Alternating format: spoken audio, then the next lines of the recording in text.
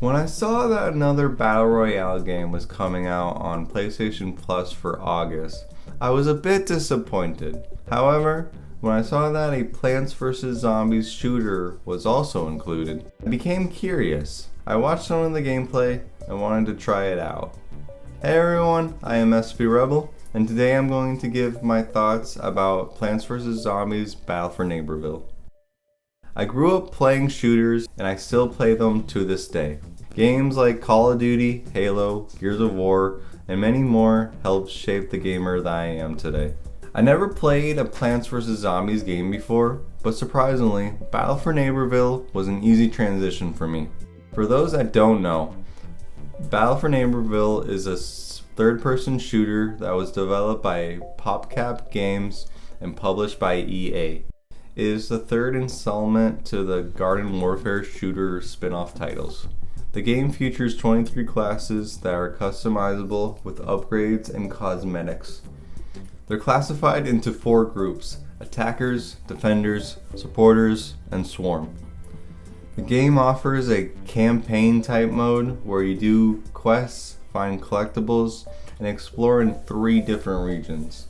Other competitive game modes that they have are Team Vanquish, a team deathmatch mode, Vanquish Confirm.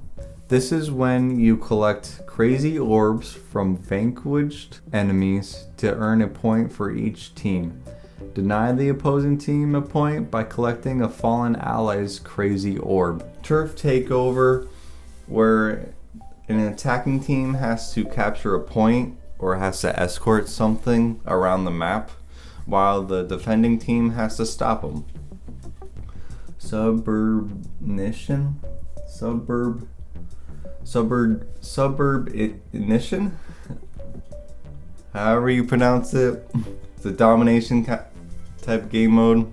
The more objectives you control, the faster the points you get.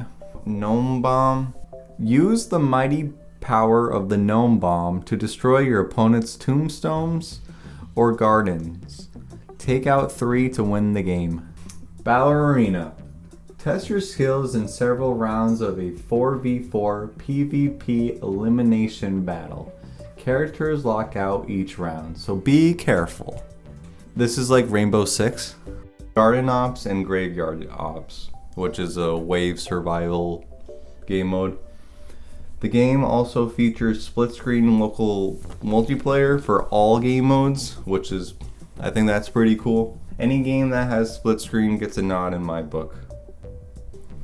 In today's day and age, most games don't have split-screen. We might not be able to split-screen, but if you ever wanted to play games like Plants vs. Zombies, Call of Duty, Fallout 76, etc., my PSN is SBRebel15.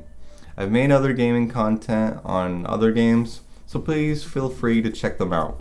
If you like what you see, consider subscribing. Comment and like the video if you enjoy gaming as much as I do. That's all I have to say, so now let's get back to the video. For me, this felt a lot like Team Fortress and Star Wars Battlefront 2. You have to work together as a team if you want to be successful in Battle for Neighborville. All classes have good variety and different play styles to counterpart with each other. I like the looks of the characters in the environment. They look nice and polished to me. The game is beautiful. You probably don't have to play the campaign, but I would suggest it for new players. It's a great way to get your footing into the game and try out all the characters. I would start out playing as Pea Shooter and Foot Soldier. They are good all-around classes for beginners and somewhat OP. Once you feel confident with them, I would branch out into other characters. In each region, there are treasure chests to find.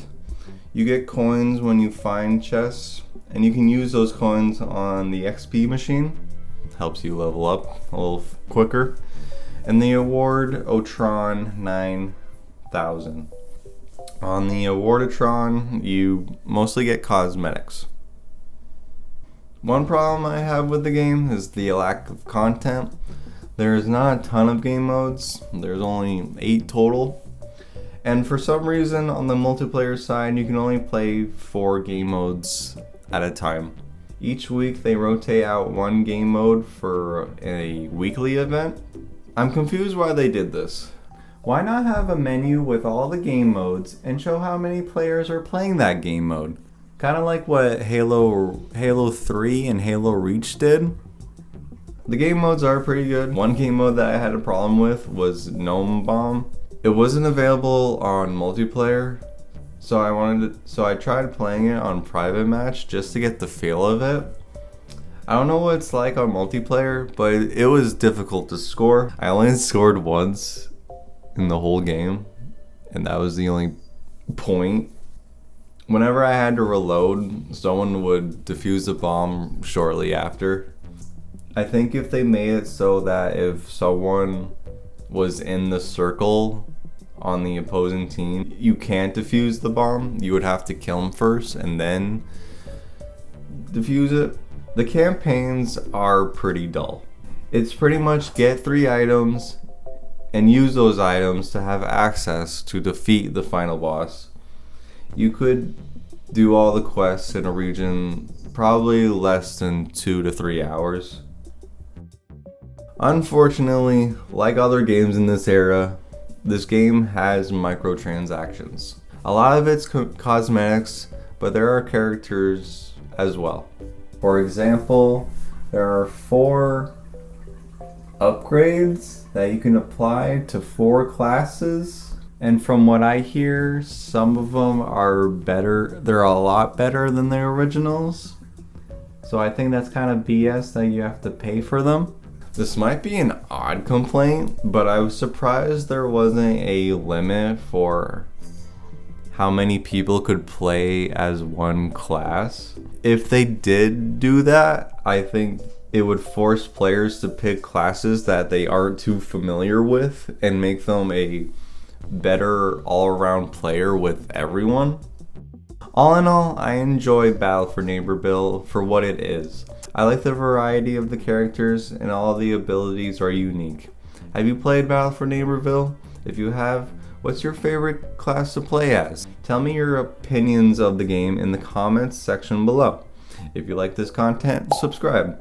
Check out my other stuff, leave a like. Thanks for watching and see you guys in the next video. See ya!